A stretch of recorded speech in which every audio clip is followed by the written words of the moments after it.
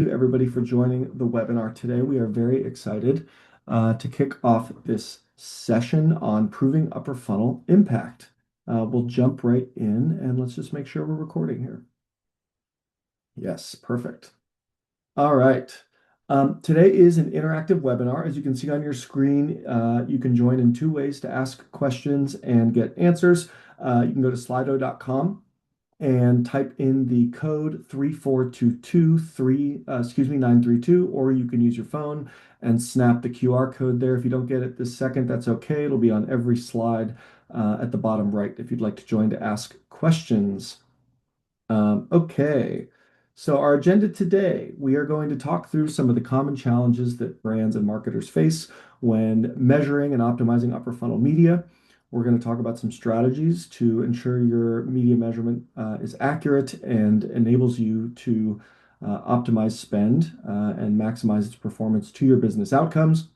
And then we will be going through a live demonstration on the Measured platform of a few ways that our tool enables brands to measure the true impact of their media and reallocate spend in order to achieve their goals.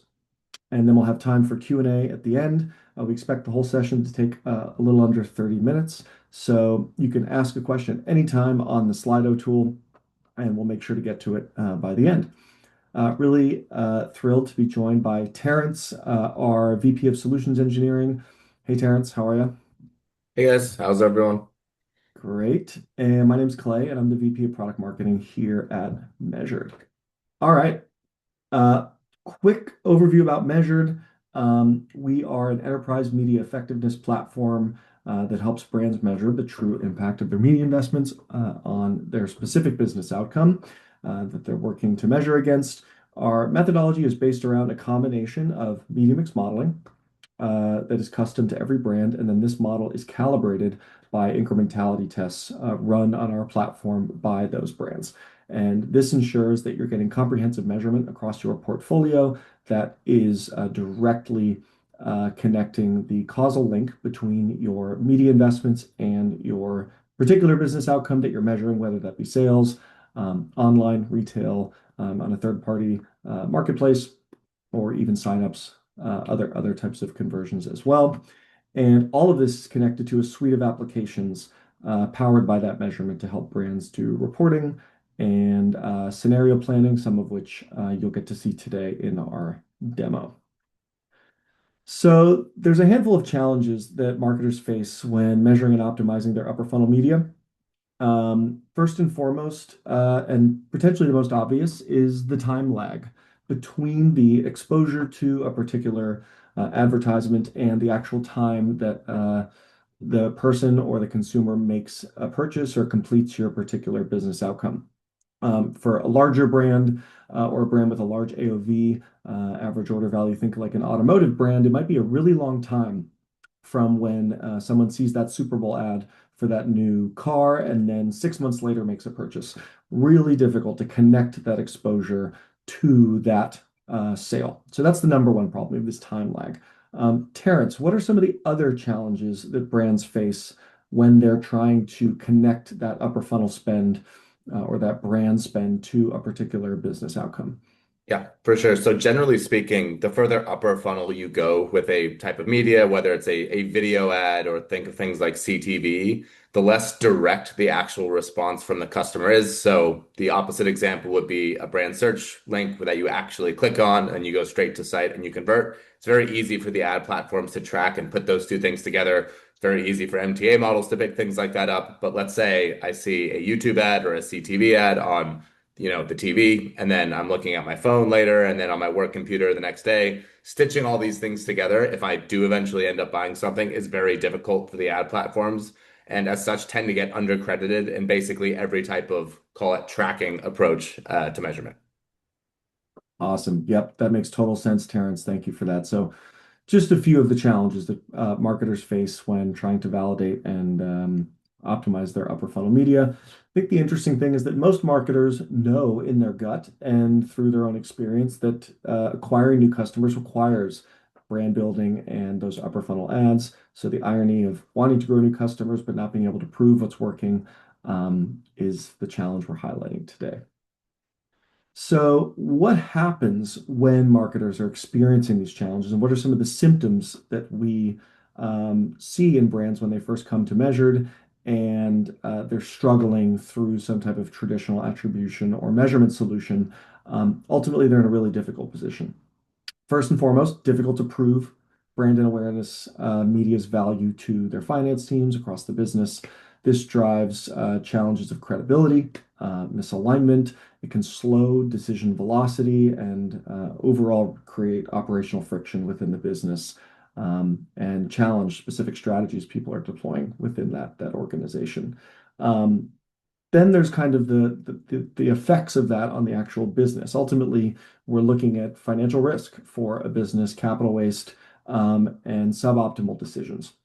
One example of this that we do see relatively frequently, Terence, keep me honest here, when brands come in is what we call internally the lower funnel death spiral. We actually have a whole blog on our website about this concept. But Terence, can you walk us through what does that mean and what's happening there Yeah, and why do brands 100 experience that? 100%. So we tend to see this even more so specifically with very financial driven organizations. And what I mean by that is folks really optimizing their budget purely against short-term profitable returns, as seen by things like site analytics or, whether it's GA or Adobe or MTAs, things that they feel like they can actually touch because they don't want to give any credit to media unless they know for certain a customer saw an ad and then bought something immediately and nothing else gets any credit, which on the face of it seems like a relatively reasonable and conservative approach, which is why a lot of people do that. But there's an issue with that in that it very much biases the lower part of the funnel versus the upper part of the funnel in terms of the credit you give out. For example, basically anything that is further up the funnel than a kind of a pay-per-click type of advertisement is going to look bad in a model like that. And as such, you're probably going to end up eventually, or sometimes quickly, reallocating budget from those types of tactics to the things that look better in a touch-based analysis, like paid search, affiliates, and things like that. Immediately, you might not see the most detrimental impact to the business, but over time, if you keep on making those optimizations, eventually your net new demand or your like truly incremental demand starts to wane. And that lower funnel media actually starts to perform worse because it basically has less demand to convert. And then eventually, your incremental ROAS or CAC or cost per order for those tactics start to look worse. Your overall returns look worse. And therefore, that financially driven organization might be saying, hey, we're spending too much money on marketing because we're not seeing the returns we used to. And then the budget gets cut. And then you can see where the spiral begins to take shape. So folks that tend to focus too much on, again, that short-term financial kind of return as let's say described by a touch model end up in a very precarious situation. And we see it all too often.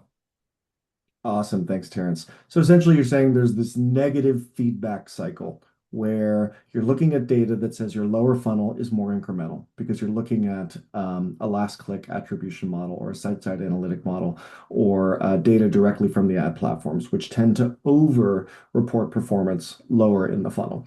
So you say, okay, let's shift more money down funnel because it's more incremental. It looks better in our reporting. And what you end up doing is slowly cutting off the influx of net new incremental business as you shift funds from upper funnel to lower funnel. And naturally, this cycle continues as you then look at your reporting a few weeks or months later, and you continue to reallocate down funnel and ultimately slowing down business growth. Is that an appropriate summary? Exactly right. And the other way to think about it is there's demand generation and demand capture vehicles. If you're only spending on demand capture vehicles, eventually demand runs out and these things can no longer work. You need to generate demand from somewhere in order for these things to be profitable in and of themselves. And not enough people are actually focusing on both sides of that coin. They're simply just looking at where they get that next dollar from on like a day-to-day basis. Awesome. Thank you. And just a reminder, we do have a question coming in. So if you guys would like to ask questions on the webinar, you can do so with that code on the bottom right. Just go to slido.com, enter that number, and you can ask questions and upvote on other questions. So then this brings us to kind of the question of, well, how should brands approach this and how should they measure their media in a way that helps them see the true performance across the funnel and specifically upper funnel? So here at Measured, we employ a triangulated measurement system where, as we mentioned earlier, we are calibrating a media mix model, which is naturally a correlative measurement solution, but provides a comprehensive look across the portfolio, accounts for non-media factors, and has a lot of value to a brand from a measurement perspective. But then we are using real in-market geotests, incrementality tests, to calibrate that model in causality. So you're kind of getting a best of both worlds. Then we're overlaying that with the platform attribution, spend, and sales data from the ad platforms and from that brand source of truth to ensure we can measure down to the deepest granularity or the smallest granularity at the campaign level and update that information in near real time. Terence, anything else you'd like to add on kind of how that triangulated system supports upper funnel measurement specifically? Yeah, for sure. And we'll walk through this when we look at the tool specifically. But basically, each three of these elements kind of lends something to the other. And as Clay mentioned, without a kind of evergreen modeled solution or reporting solution like MMM, it's very difficult to actually make ongoing decisions based on incrementality. And this is something, again, we'll show in a few minutes. However, without a systematic way to actually measure the causal attribution of these media, aka experimentation, MMMs are also a very fraught exercise. So really, you need all three of these components together to get a full picture and to actually be able to trust the decisions you're making on a day-to-day basis. Awesome. Thanks, Terrence. That's awesome. Thank you for sharing. And now we're going to get into our demo. So to set the stage a little bit for the demo we're about to walk through, this is real data from within our platform, blind data against a real brand. This is an enterprise CPG brand. And like in many other brands, the marketing team was tasked with acquiring new customers. This brand coming in was relying on site-side analytics and the ad platform data. And what we'll show in the demo is kind of a look at, okay, what do the ad platforms say about these different tactics that we're going to look at? And then as we walk through the testing and measurement and optimization process, what are the actual incremental values of those different media tactics? And then how would I reallocate my budget based on those two scenarios? So if I was using a site-side analytics tool or the ad platform data, I might be making investment decisions that would drive me in the wrong direction. But once I have the right incremental measurement at my disposal, I'm able to connect that to our scenario planning tool and reallocate budget to make sure I'm achieving the particular goal, in this case, acquiring new customers. For this brand, the majority of spend, like many brands in this example, is on Google and Meta. So we're going to look at some tactics within those channels. Terrence, you want to take over the share and give us a little demo? I absolutely do. Awesome. Go for it. Okay. Thumbs up when if you can see my screen, Clay. I think it's on there now. Yes, I can see it. Looks great. Awesome. So what I'm going to walk through is a pretty basic use case, but an end-to-end walkthrough of how we help brands solve this problem. The most important thing here is, again, basically validating what we actually see from models and what we see from the reporting coming from ad platforms and from elsewhere with in-market experimentation. And what I'm about to show you is that the answer can actually change pretty meaningfully, not just for one tactic, but across different dimensions that you're measuring that can end up really impacting an allocation decision quite heavily. So just as a quick orientation, I'm going to kind of start with the final reporting or the final answer first, and then sort of back into how we actually got there, and you'll see what I mean. But basically the reporting and the attribution that Measure produces for brands lives in the cross-channel dashboard. This is a full reporting suite that basically takes in all of your performance information from the various ad platforms that you're spending on, runs our media mix model process, runs our incrementality experimentation process to adjust that reporting in real time to be reflective of incrementality, and then consolidates it all in one place. So that basically, when I log in here, every morning or every week, I can see exactly what my total business produced for a certain time period. I can see how much of that business was directly driven by media as opposed to, what just happened to be incidental or what the platforms are taking credit for, whatever it might be. And most importantly, I can see my overall return on investment. So for every dollar I've been spending on marketing, what has that returned in terms of pure incremental profit back to the business? You'll also see here, if I toggle conversion type, that this is a true kind of omni-channel solution, and the way that we're kind of measuring the same way across different tactics and different channels. So we are measuring the impact on, let's say, Amazon sales. And just for context, this is a beauty retailer that I'm showing right now. but we would measure the impact of media to Amazon, to their online store, to their retail stores in much the same way so that we're looking at an apples to apples comparison. The important piece here is that we can also break this data into new customers only, as opposed to just a total business, which becomes very, very important for the problem statement that Clay has laid out, which is what is the impact of my upper funnel media? And if I'm just looking at the business as a whole and I can't basically sequester new customers by themselves, am I going to get a different picture? And is that ultimately going to kind of hamper my allocations? And spoiler alert, the answer is absolutely yes, it can. And I'll show you why right now.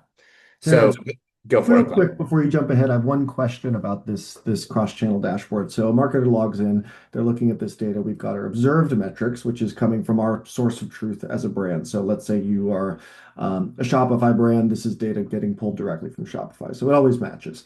The platform side, this is what the platforms are reporting as their attribution. So if you'll just notice here, which in this example, I mean, this happens in most examples, but total sales for this brand in this time period is 213 million in dollars, in a dollar value. The ad platforms in this instance are reporting that 210 million of that 213 million was driven by the ad platforms. Obviously, we know that's not true, and that the ad platforms are taking far more credit than they should be for how many sales they're driving. And then this is compared to here up top, we show on the incremental metric side, we show the baseline sales, which is essentially the sales that would have happened anyway, regardless of your marketing. And then the incremental sales here in the third column. This is how many sales are driven by your marketing or incremental to your business because of your marketing in this time period. So just interesting to show kind of the problem statement from a numbers perspective and how oftentimes that platform number is actually even greater than the possible total number of sales you even have in the business. So just an interesting note I wanted to call out. Exactly right. And the name of the game here is how do we get from this 210 million to this 71 million? Some folks will call this deduping or discounting or whatever word you want to use for it. That is basically what we're trying to do is figure out how many of the sales happening, quote unquote, on these ad platforms would have happened anyway without that ad exposure. How much of the credit that they're taking is really incidental and not incremental. And I will walk through exactly how we do that now. And I want to call it a specific example that was very relevant for this brand because I think it illustrates this problem very well. And that is basically optimizing their Google allocation between a kind of lower funnel PMAX campaign that, again, was targeted against acquisition and non-brand terms. And then also YouTube prospecting, which they were using purely as an upper funnel tactic. And you will see here that there's a very big difference in performance for across the board, but also for stringing out new customers alone that they were not able to see when they were just looking at their information coming from Google, and they were only really able to reveal once they ran incrementality experimentation. So I'm going to just kind of pop out these two tactics alone so that it's easier to read out. But I'm going to walk through the arithmetic on this table right now, and you will kind of see the problem I am talking about manifest itself here. So on the top line here, we have Google PMAX non-brand. This is basically their overall PMAX campaigns. And then YouTube prospecting on the line below. Obviously, there's a pretty big spend discrepancy here because this brand, being pretty financially driven, was not convinced that the upper funnel media on YouTube was actually driving any type of incrementality to the business. And they needed it to be proven to them before they were able to kind of invest and commit to that. On the other hand, Google PMAX looked really, really good on Google. In fact, this platform ROAS number here, which is basically the number that you would see in Google Ads when you log in, looked extremely profitable in the short term. They're very bullish on this tactic, and therefore they wanted to invest more there, as opposed to the YouTube prospecting figure, which looked, under $1, slightly underwhelming, and they again didn't have enough evidence to actually commit to funding this tactic. What's interesting here is that you will also see in terms of incremental ROAS, once we actually calculated the true return on the total business to both of these tactics, Google PMAX still looked better than YouTube, even though only 34% of what Google was taking credit for from a PMAX perspective was incremental. That still ended up with a short-term ROAS above $1, whereas YouTube prospecting being heavily undercredited in the short term would still yield a ROAS under $1. And just looking at this information alone, you'd say, okay, even once we account for incrementality, Google PMAX is still better. Right. The problem with this is we are only looking at the total business right now and not new customer acquisition only, which is a core element of what Measured is doing. The problem is lots of brands aren't actually tracking new customer conversions alone on the various ad platforms. So you'll see that when I toggle to this number, basically there is no adjustment factor and there is no platform reporting for these two tactics because this brand isn't able to pass that information back to Google. So again, they're basically operating blindly here in that all they can see is what Google's reporting for the total business. But what they don't realize is that when you actually toggle to new customer acquisition only, and now we're going to look at CPO here, which in this case is basically a customer acquisition cost or an incremental CAC. The cost to acquire a new customer from YouTube is actually less than a third of what it is for Google PMax. Basically, all of the credit that YouTube is driving is truly to net new customers and net new acquisition, and they're building that base of customers where basically everything that PMax is driving is existing customers that are already in your funnel and are already fans of the brand. And, maybe you're convincing them to buy a little bit more often than you would, but you're not fundamentally growing the base of the business. So the question here is how did we figure this out? Clay, I don't know if you're going to jump in something there, but No, I was gonna say that makes total okay. sense. Continue So on. yeah, so the problem is how did we figure this out? And this all comes back to the geo-based incrementality experimentation that Clay already mentioned. Just as a quick refresher, I'll walk through what an incrementality experiment really does. Ultimately, what we're trying to answer, or the question we're trying to solve with an incrementality experiment, is how many sales, or let's say how many new customers, would you lose if you were to take away this media, whether it's Google PMax or YouTube or something else? And the way Measure does this is basically takes a market, let's call it the US, and finds a group of sub-markets within that country that are statistically representative of the overall business, but make up hopefully a relatively minor portion of overall sales. And we will remove one media tactic at a time, again, Google PMax or YouTube prospecting, and basically observe the actual impact on your actual sales or new customer acquisition in those markets versus the rest of the country or what would have happened anyway. Because we're measuring this against the actual kind of what I call dollars hitting the cash register or your actual new customer acquisition as basically measured by your internal source of truth, we are getting the full net impact of this media on the business and not needing to rely on trackability or again a ad vendor pixel or whatever it might be. So if we can do this for again every tactic in the portfolio, we can get the true incremental impact of each media tactic and basically see them in a true apples to apples fashion in a way that you would not be able to do otherwise. And this brand that we're looking at here, go for it. Quick question, yeah, and just to comment there, one question we get a lot is, well, how much of the country do I have to hold out in order to measure a particular channel's effectiveness on my business? Given kind of the rigorous data science we deploy to select those markets, on average, it's about 10%, would you say? Is that correct? Yes, that's true. And I can kind of show you the calculations we have in the tool. But basically, the name of the game here is we are trying to minimize the amount of basically the country you actually need to remove media from and still get a statistically significant read. But we're still trying to guarantee that the read we do see at this level is nationally representative. And that when you go and act on it, you will see the same results at a national level as you did in these submarkets. Right. I think we can probably folks can probably give us the trust in the equations, but if people want to follow up and learn more about that, we'd be happy to share. Awesome.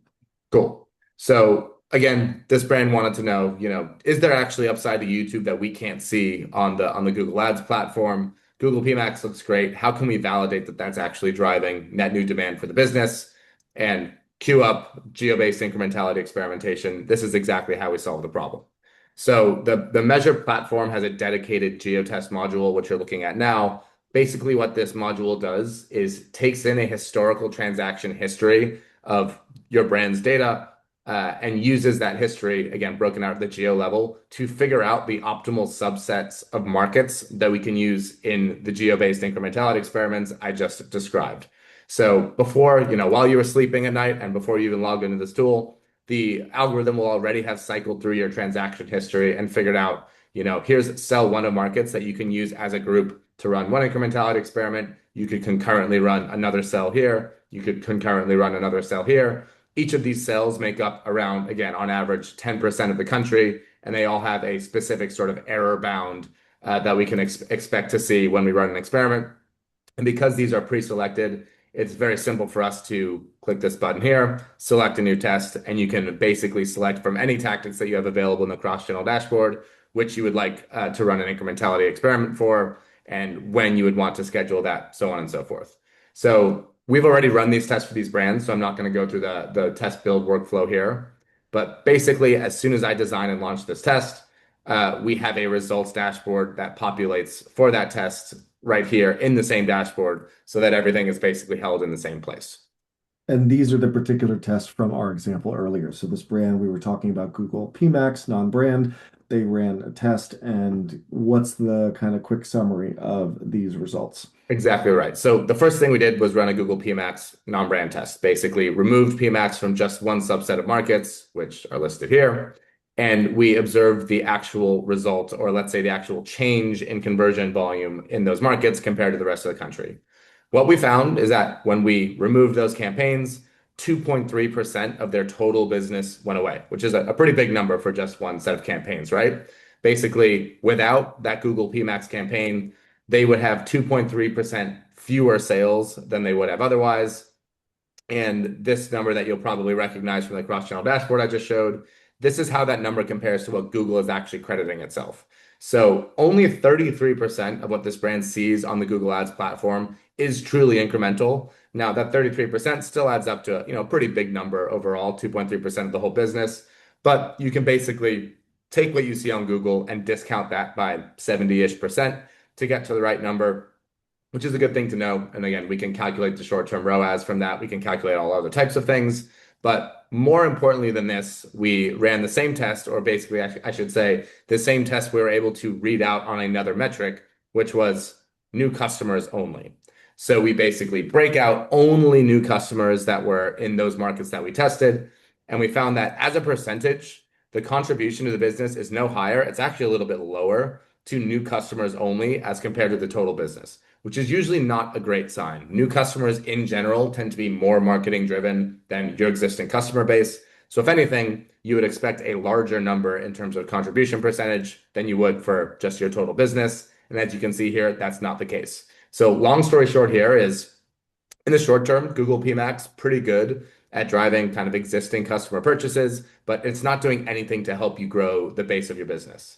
Now, you will see quite a stark comparison when I bring up the second test that we ran for this brand, YouTube prospecting, in that obviously, as a kind of portion of the overall business, because they're spending so much less on YouTube prospecting, the contribution figure we read out on YouTube was smaller. It's only about 1/3%, which seems pretty small.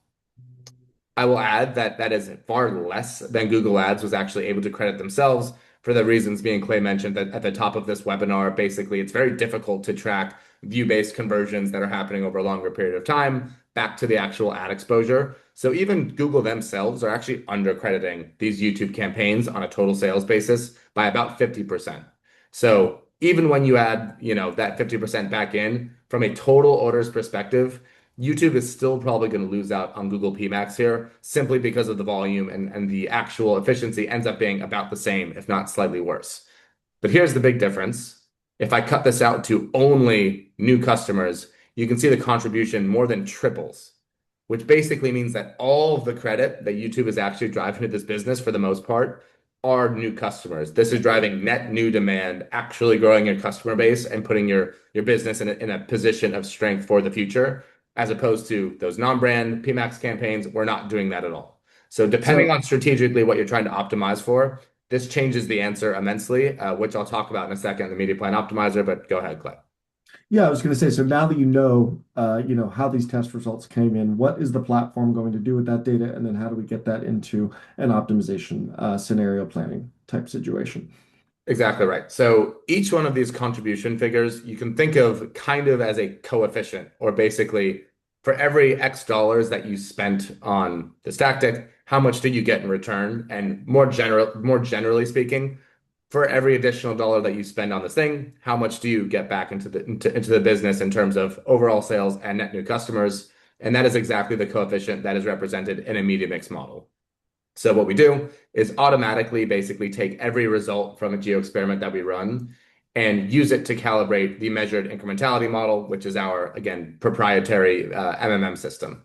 So you'll see here, these are the most recent examples of tests that we ran for this brand. But basically, every test that we run for a brand, we can include as a Bayesian prior, basically anchoring the model on what we've read out from this experiment, and basically tell the model that now we know what YouTube is actually driving to total customers and to new customers. Now we actually know what Google PMax is doing, lock the coefficient in the model for this new piece of information that we have, and freely estimate everything else again. Basically, what we call calibration. So every test that we run will calibrate this model and make it more and more accurate. And then that model will ultimately feed the measured cross-channel dashboard.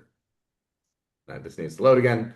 But basically feed the overall measured cross-channel dashboard that I showed in the beginning. All of these results are directly being fed by that media mix model, which are being directly fed by the experiment results we talked about. Awesome.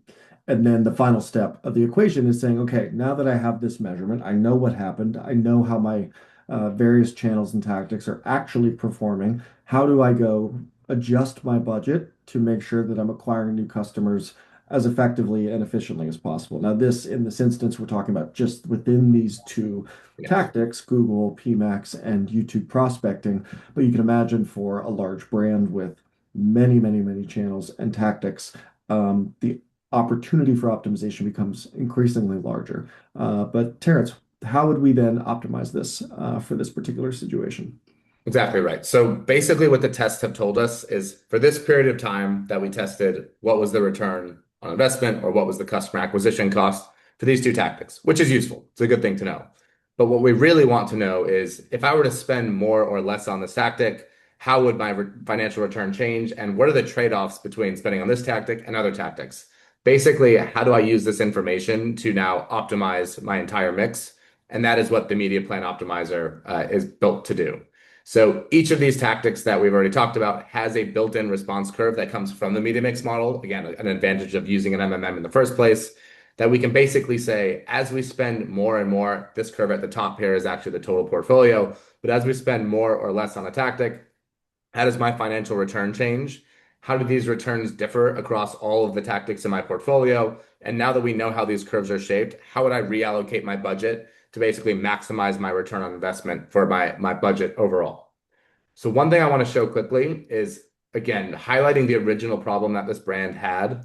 If I were to simply look at online orders overall or their total business in a ROAS perspective, what you will see when I go down into this budget allocation is that it would actually tell me to spend less money. I've got to scroll all the way down, I guess, less money on YouTube prospecting than I originally was, because that short-term return on the overall business was not very good. That being said, what this brand wanted to do was say, no, we don't care as much about that. We're trying to drive the core of our business. We're trying to drive that customer base. So let's look at this in terms of incremental CAC instead. So the media plan optimizer allows you to toggle between these different KPIs. And what you'll find is that once we now sort for incremental CAC, we are recommending a pretty large, substantial budget shift, almost 50% into YouTube prospecting that we had before. And that's driving almost 700 or let's call it 600 new customers that we would not have had otherwise. So basically by shifting 30 grand of budget over the next 30 days into YouTube prospecting, and obviously you can see there's different tactics within here that we're taking that budget from. There's a very real incremental gain to this business in terms of their customer base that they would not have received otherwise. And again, if we were to total all of the budget changes that are being driven by the measured model that I just showed, you would end up with a very substantial impact to the business overall, especially in terms of new customers. And this is basically how we put into action the insights that come out of the incrementality testing and the MMM that it calibrates. Awesome. Thank you so much, Terrence. That's a fantastic explanation and a great demo of the platform. And again, these are examples of specific tactics, specific channels under a certain circumstance, highlighting, hey, I have a particular objective I'd like to achieve, acquiring new customers. The platform data showed me one thing. The measurement, when I use incrementality testing and media mix modeling, is showing me something different. How do I use that new information to optimize effectively? I think that's the other challenge that we've heard from a lot of customers from their past experiences. Hey, I get this great measurement insight, data in a slide deck or a presentation, and here's everything we found. And then the question is, okay, but the way I need to optimize today versus next week versus the week after um, is dynamic and changes very quickly. So to be able to in real time take that media mix model information, again, calibrated by those real test results that you've run, and be able to reallocate your budget on the fly, test different scenarios. Um, and like you even did here, switching from a ROAS basis to a CPO basis when you're optimizing for new customers. That flexibility is something we get a lot of positive feedback on. So thank you, Terrence, for demonstrating that. Anything else you wanted to share before we jump back into the deck and wrap it up? Nope, I think you summed it up perfectly. Awesome. Well, thank you. Really quick, a few takeaways. Can you guys see that screen okay? Awesome. Number one, we talked about this quite a few times, but we may all know it, but still, many businesses come to us still doing this. But ad platform and site-side analytics over credit, lower funnel media investments. Terrence, is this an always true statement or most of the time that lower funnel is over credited? Almost all the no, almost all the time this is true. This depends a lot on how the brand's business model is actually set up and what they're able to track and what they're not able to track. Oftentimes these trends are wildly different across the ad platforms depending on the ad tech they have set up on each. So it's always important to test for brands specifically. Again, you can't rely on benchmark information for these things. That being said, very, very predictable patterns that we do see across brands, this being one of them. Awesome. Number two, incrementality is the only reliable way to measure the true drivers of customer acquisition. Would you say that's a total true statement, or any other ways you see brands using to measure uh, their customer acquisition strategy? There are lots of ways to measure this. The only way to measure the true causal relationship of media to business outcomes is incrementality experimentation. Awesome. And lastly, a systematic framework from measurement to optimization is critical for driving profitable growth. This is what we were talking about earlier, where it's one thing to have all the data. It's one thing to see a dashboard that shows how your media performed. It's another thing to be able to connect that automatically, consistently to what do I do next and how do I optimize my budget and the scenario planning needed to do that on a consistent, regular basis. Terrence, any other thoughts there? 100%. So everything I just showed, again, are capabilities that exist elsewhere in the world. These are things that brands can do themselves. The problem is it's a lot of heavy lifting to actually fit all these things together. And at a certain point, the value, or let's say the juice that you can squeeze from these techniques are kind of outmatched or outweighed by the actual work and cost that folks put into trying building these systems themselves. So having a pre-built systematic framework that basically allows you to automate this process, do this at scale, do this with frequency, do this with consistency is really where the kind of the magic is here. Again, being able to see everything apples to apples in real time is not a trivial thing. There's a lot of kind of product and tooling that Measured has put into being able to do this for brands, and that is ultimately where the value is. Is not a simple, one-off or two-off incrementality test, but having an ongoing capability that allows you to run your business based off of incrementality is something completely different. And that's really, again, what we're all about. Awesome. Thank you so much, Terrence. We actually, surprisingly, usually we have a lot of questions. We do not have any questions today. I'm going to take that as a sign that folks understood what we were talking about. So thank you, Terrence, for all the great demos and explanations. Just a quick thank you to everybody for joining today. We look forward to sharing this webinar afterwards on demand for folks who'd like to watch it. We plan to do more of these demos in the near future. And if you'd like to learn more, whether that's getting access to industry-specific benchmark data, or you have questions about testing or would like an analysis of your funnel, please reach out to us at info@measure.com. We'd love to talk shop on this stuff. And our website is packed with a ton of resources, including guides on media mix modeling, incrementality, geo-testing, a handful of case studies showing how we implement this technology for a variety of brands. And our blog is always updated with new interesting insights and topics. So thank you, Terrence. Thanks everybody for joining, and we look forward to the next time. Thank you, Clay. Thanks, everyone.